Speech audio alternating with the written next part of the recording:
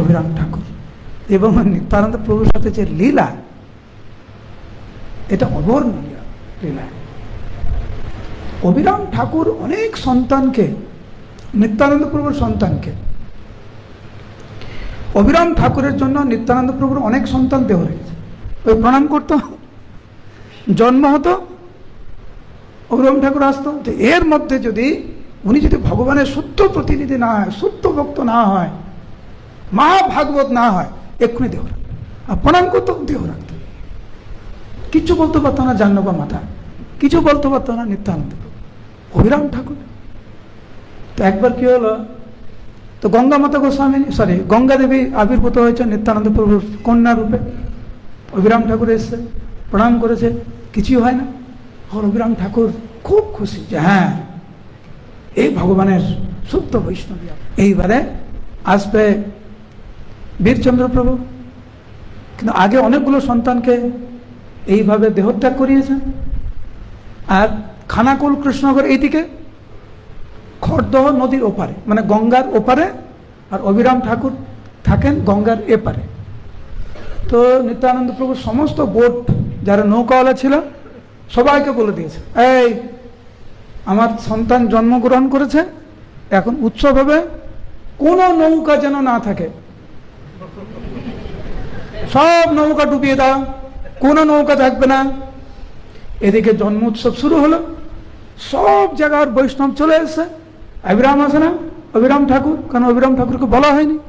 তো একজন, নামটা ভুলে গেছি আমি, একজন বৈষ্ণবকে কি বলছে,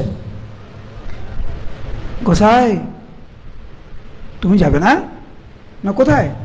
আরে খড়দহে নিত্যানন্দ মহোৎসব করছে, ওনার সন্তান জন্ম হয়েছে, তোমাকে ডাকে নেই? জন্ম হয়েছে, আমাকে ডাকলো না তো। আচ্ছা, নিমন্ত্রণ যদি না করে কি করে যাই? ওনার স্ত্রী তখন বলছেন, মালিনী দেবী, আরে তোমার তো বন্ধু, বন্ধুর বাড়িতে যেতে আমার নিমন্ত্রণ লাগে নাকি? তখন ওই ভক্ত বলছে, হ্যাঁ ও ঠিকই বলছে। তো অভিরাম ঠাকুর নিমন্ত্রণ পায়নি, হাঁটা শুরু করলো। এসে দেখেন একটাও নৌকা নেই। তো নৌকাতে জিজ্ঞাসা করছে, নৌকা কোথায়?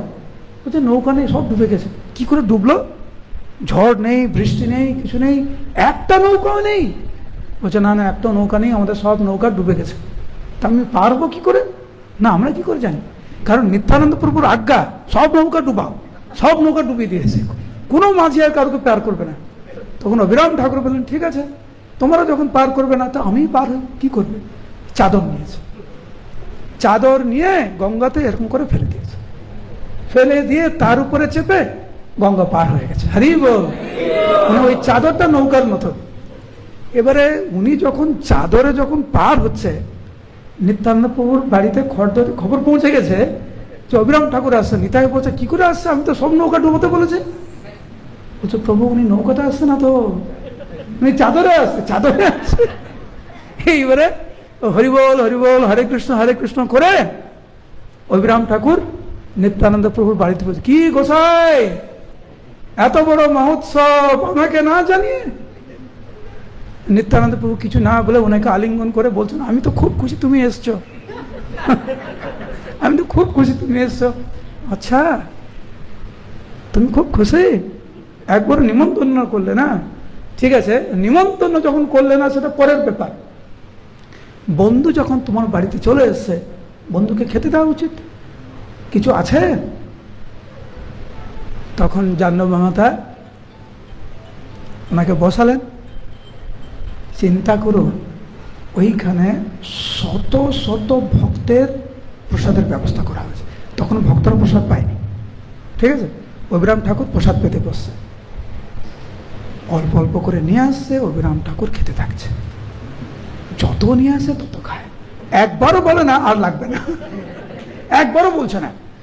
এই করে শত শত ভক্তের প্রসাদ অভিরাম ঠাকুর একাই খেয়ে নিয়েছে। এখন নিত্যানন্দ দেখছে কিছু না, আর কিছু নাই।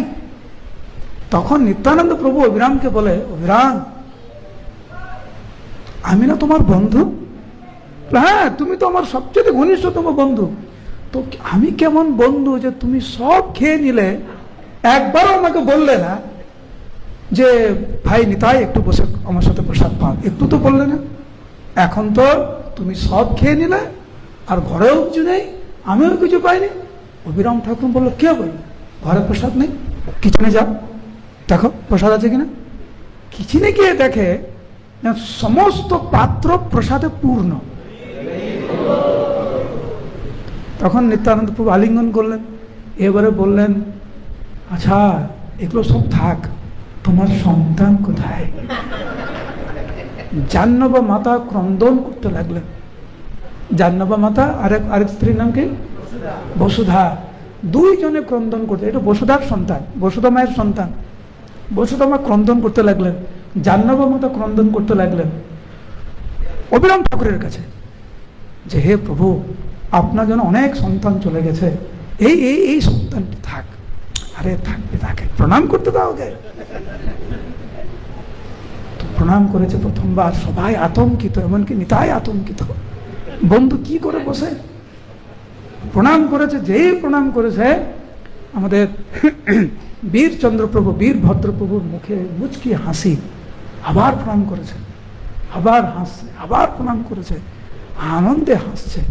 এইবারে অবিরাম ঠাকুর বুঝতে পেরেছেন, এই আর কেউ নয়, মহাপ্রভুর অভিন্ন স্বরূপ হচ্ছে বীরচন্দ্রপ্রভু। হরি বল। তখন নিত্যানন্দ প্রভু এবং অবিরাম ঠাকুর কৃষ্ণপ্রেমে পাগল হয়ে দুইজনে নৃত্য করতে লাগলেন। এই হচ্ছে অবিরাম ঠাকুরের মহিমা। হরে কৃষ্ণ।